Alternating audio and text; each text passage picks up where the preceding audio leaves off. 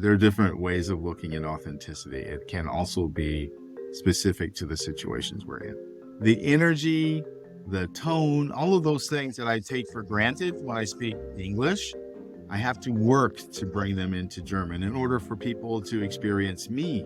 There was a great Charlie Parker quote, the great saxophonist, who said, you practice, practice, practice, and then you forget all that stuff and play. Hello, Clever Habits Tribe, and welcome back to Season 6. Today we are with another American expat, but he's been here almost as long as I've been alive, so we're going to learn a lot today. But let's start with that, because now you've been an expat, I think the longest we've had on the show, over 20 years. So why did you decide to move to Germany in the first place, and what has that been like seeing things change? I promise you I'm going to keep these answers short so you can go for some depth later. But essentially, my ex-wife is German, and I met her on my first trip to Ghana, and we did a long distance relationship thing for about a year. The idea was it would be nice to live in the same country, and we picked Germany. We made it through. I made it through. So even after the marriage, I realized how comfortable I am in Germany. It really fits my personality. That's pretty much why I've been here 22 years. Hard to believe.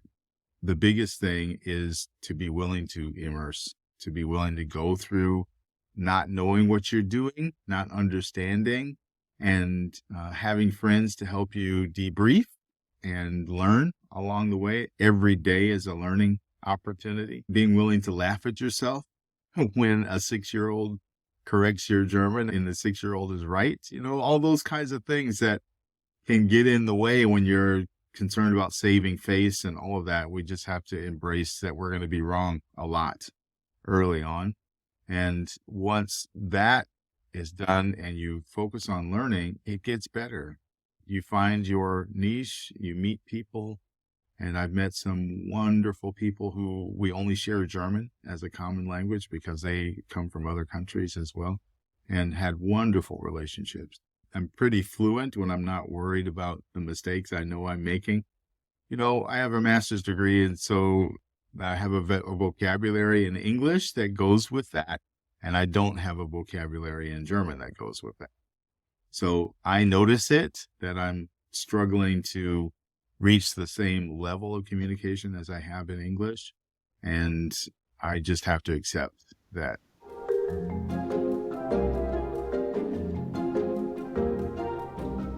A lot of expats, especially if they're English speakers, they get stuck at being an English trainer.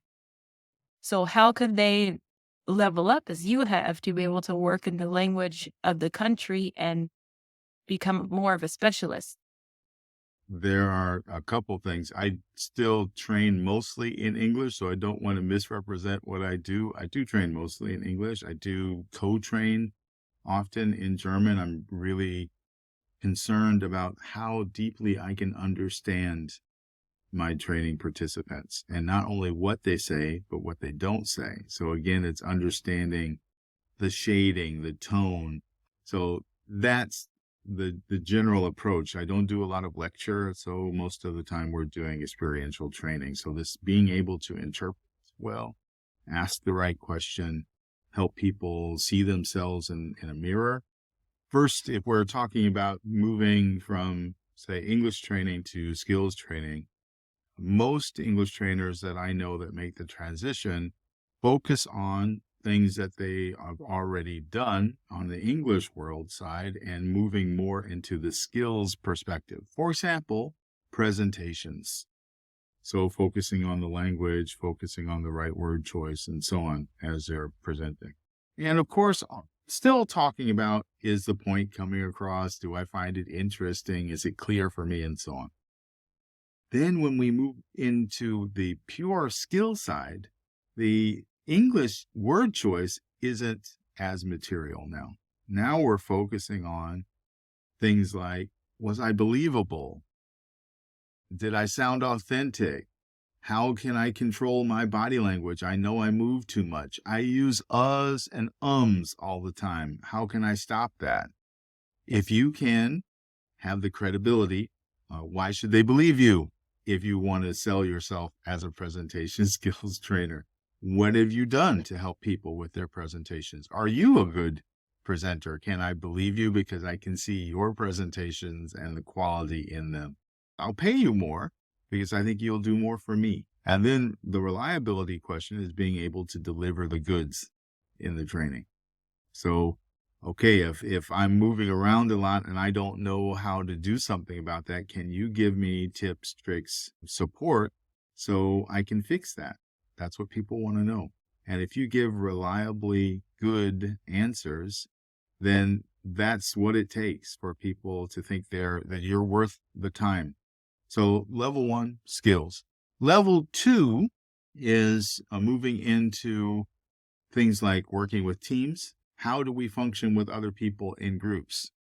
And then also some of the more difficult individual skills. How do we build trust in general? How do we manage difficult conversations? All of those kinds of things that are more close to who we are, not just what we do. Influencing skills is a piece of that. Decision making, problem solving. There are a lot of different ways of doing it right. Level 1, there aren't as many ways to do it the right way. Level 2, there are lots of ways of solving problems correctly, for example. And what we're trying to do is help people discover their own way. We're not telling them. And we need to help them see that they can do it, and then here's how you can do it. And then let's practice you doing it here in this safe environment so you can go out into the real world and do it. Leadership is level 3 because it is the most difficult to pin down. I mean, I've started leadership courses on managing change, for example, and ended up talking about decision making, or ended up talking about influencing, or ended up talking about a number of different subjects because they do relate. And when you go into leadership training, you have to be prepared for anything. So those things are really demand trainers who know their stuff, have a lot of confidence, can listen. They're not, there to promote themselves. They're there to really focus on what the needs of the participants are. And they're able to meet a lot of those needs, answer a lot of those questions. You don't have to know everything, but you do need to know enough to be able to help people quickly and move on to the next thing. Yeah, that makes sense. If you could briefly just give an explanation, I know it's probably not exponential differences, but maybe a multiplier of the different levels for the pay grade for each of those levels. Okay, I will start with and again, this is time dependent. And as you noted, Gaby, it was a very long time ago when I moved to Germany. So I started training in Germany as an English trainer, purely an English trainer. I was probably doing around 150 a day. Level 1 training is about double that. Level 2 training, you can add another factor, so it's probably triple that. And level 3 training, so much of it depends on your specific skill set, experience set, and what people are willing to invest in you. And often that has to do with the level of the people attending the course as well. And it can be several multiples of the level 1 daily rate. And if you're out there thinking, how can I increase my credibility? I don't have any clients. You can create content to show that you are worth it. I know when I started making this podcast, I was my only client in 2020. But if people constantly see you improving your product, you're able to release on time, you're recommending yourself. You can't just have a business card and a website anymore. There's too many options. Absolutely. And it's really cool when you think about what you just described. You show that you're credible, that people can see it. Every little promise that you make that you keep adds to your reliability. Absolutely excellent places to start. Show your credibility through the content that you create, and show your reliability by keeping your promises. Yeah, that can be a make or break even for movie stars or superstar singers. If you're not there for the concert or you're like 5 hours late, people are going to remember that. Yes, I mean, it's the days of people, waiting for Miles Davis for half the night, and so those are pretty much over. There aren't too many people who can completely get away with that. Sure, things happen, but if you have a track record of reliability, people will forgive you for the one or two things that happen that are beyond your control.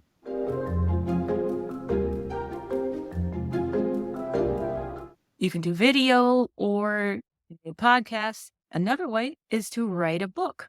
And that's something that James and I have been working on. He's writing a book, the 6 C's of healthy hybrid teens. So we've been working on that. And just tell us a little bit, James, why after all these years are you writing a book for your credibility? You have enough work from referrals. Well, one, I like your title better than the one I was thinking. We need to take that tape and hold on to it because, oh yeah, maybe that's how it should be. My niece just got her master's degree. Shows you how old I am, I guess. My niece just finished her master's degree and is starting her first job. And she's working in the same area that I'm in terms of human resources development, leadership training, and so on.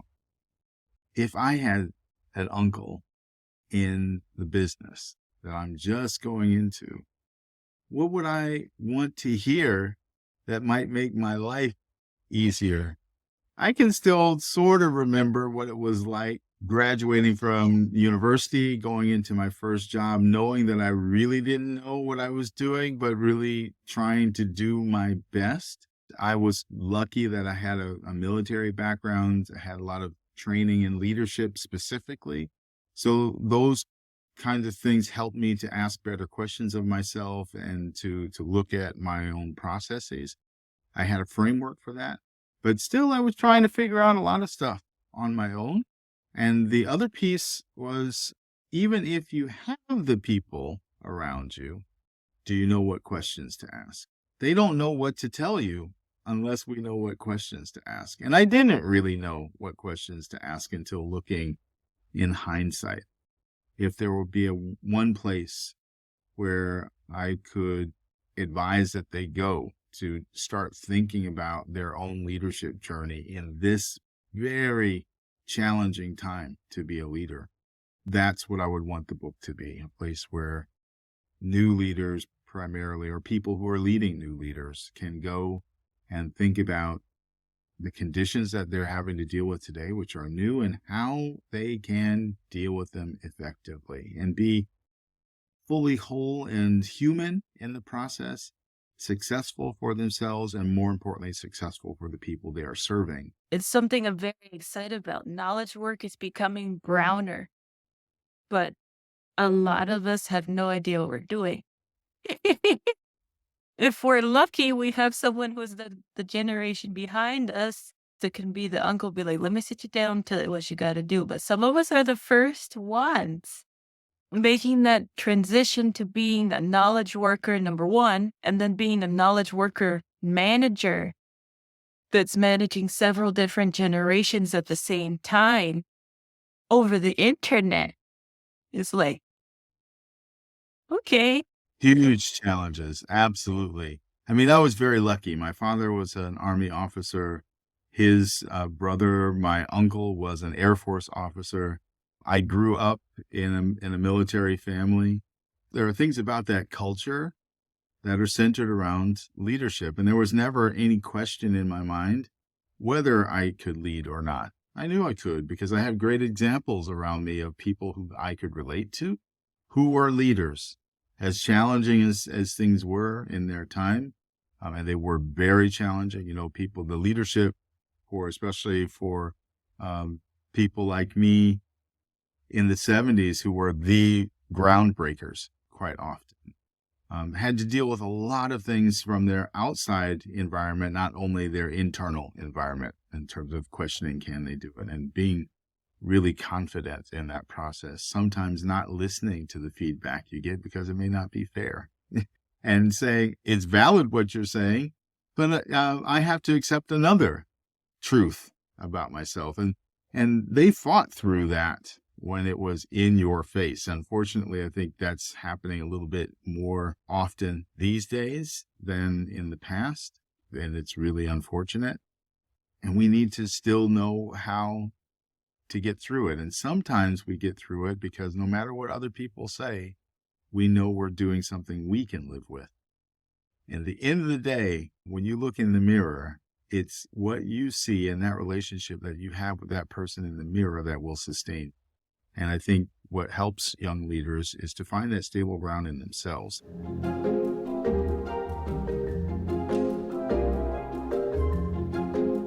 Yeah, that's something that millennials had to relearn because a lot of them, they really put their self-worth into their job title. It's like, I'm executive blah, blah, blah, VP of random made-up department. And then when they got laid off, they're like, I'm gonna die. That's one thing that Gen X kind of learned from baby boomers, like, don't do that. It seemed to skip a generation. Baby boomers were like that.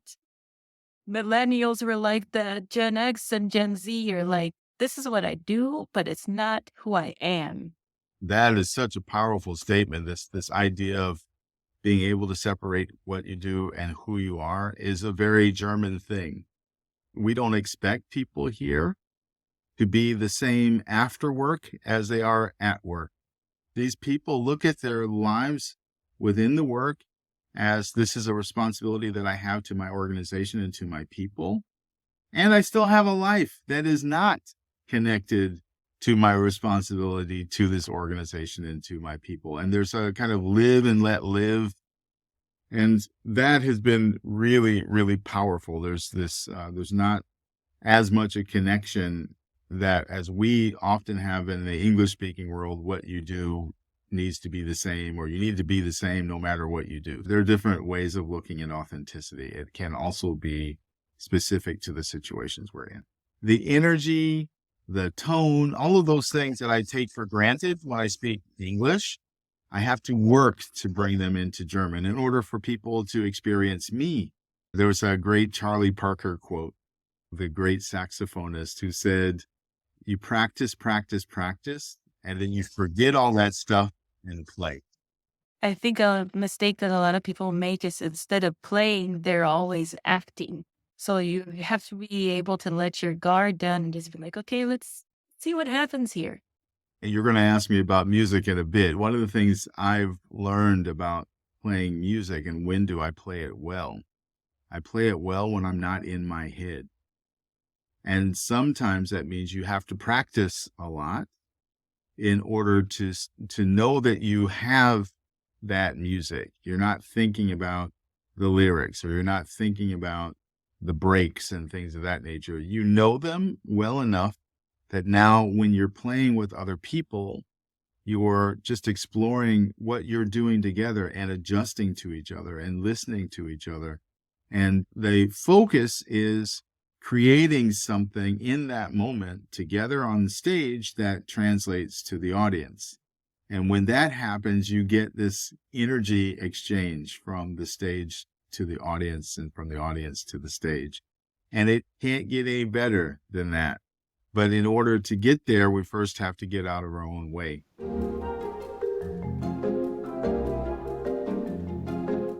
So let's talk about Weekend James, Jimmy C. I would have, if you're looking at the screen, you guys, off to the side, we have some conga drums and there's a lot of pictures in the background. You can see a whole bunch of books. James has locks. He looks like a very cool jazz musician. But how do you balance being an in-demand trainer with being also a semi-pro jazz musician who is a percussionist and also a very good singer, I must add? Thank you. Part of it is making time for it. And again, this is something that I really enjoy about the German culture. As a professional, even, we still accept that people have hours. So do I go beyond my office hours? Yes, I do all the time, but it's often my choice. It's not like a quiet demand. So I rarely work on the weekends. And so I have evenings to do things like rehearse, which I'll be doing now because I've got a gig a big gig coming up this weekend, and then I'll be on vacation, and then I have a big gig the weekend after that. So I play 2 Tuesdays a month. That keeps me on stage, which is the best place to learn, is to be on stage. And all of that keeps me pretty much at a decent skill level. And then sometimes I have to practice even more to reach a higher level for certain gigs. And I've had a number of great learning experiences, whether in Cuba or in different places in Africa, here with some instruction. And from time to time, I work with a maestro, and they polish up my fundamentals again and all of that. On the other hand, I try to keep a pretty consistent high level. Nice. So how do you feel that it enriches your life having an after hours life? The immediacy of being on stage, when you screw up immediately. There's no recovery. I mean, it's like if I miss a lyric or something, it's gone right then and there. In training, if I misstate something, I can always go back and say, oh, what I meant to say was. But on stage, yeah, there's a lot of pressure to get things right and to support the other players around you, because you're doing something together. And being able to do that well in a product that moves the audience. It's nice when people recognize what you do. And as a percussionist, it's not as obvious as a lead guitarist. It's not as obvious as a lead singer. And when musicians say, yeah, we know what you do, and we know the difference that you make. When musicians say things like, I hear you. And when they say it, it means something. It's that I hear what you are bringing to this that wouldn't be there if you weren't there.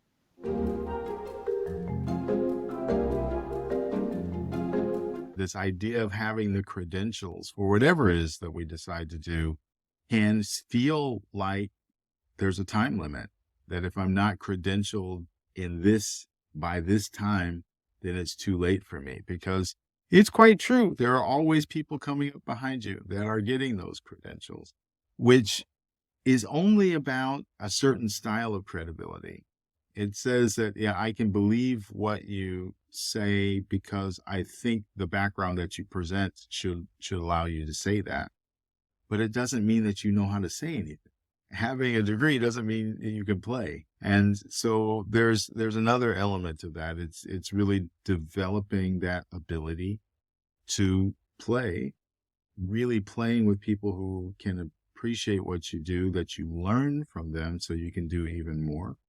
And when people recognize that you make them sound better, they'll come to you, because that's the ultimate credential. That's the ultimate referral. That's the ultimate credential, when someone who another person trusts is willing to give you their support. The most important thing is, can you make the people around you better? If you're open and learning and having a lot of experiences, and this is something that, your generation has far more than mine did, because of the access that you have. When I grew up, we had 3 television channels when I was a kid. And the amount of information that you got as a kid was limited. I couldn't read. So, as a very young kid, didn't matter whether we had access to newspapers from around the world. I couldn't read them. But guess what? Today, a 3-year-old can go on YouTube and see whatever they want and get all kinds of input and information, even without being able to read yet. You have access to all of that day one. Then you have it in your phone. It's in your hand. You don't even have to go to the library to do that. There are no gatekeepers anymore. You have to be your own gatekeeper. This is a big deal. And being your own gatekeeper, part of this is being willing to question what you think is right, to not only take sources that you agree with, but sources that challenge you and challenge your thinking. You may ultimately decide that, no, that isn't the best way, what I just heard. And that perspective may be valid, but I don't take it as true. Okay. To be able to consider it and know when to say, nope, that's not for me, or that is for me, something new that's uncomfortable, but is for me anyway. Those are some of the challenges that you face regularly. Be open and don't take discomfort as being wrong. Being uncomfortable can mean you are learning. And that is a perfect ending to a very interesting conversation. James, can you tell us where we can find you online and what's the estimated drop date for this book? You know better than I, Gabby. That second question is harder than the first. Most of the interactions that I have these days are coming through LinkedIn. You'll find me at James Culver Jr. on LinkedIn.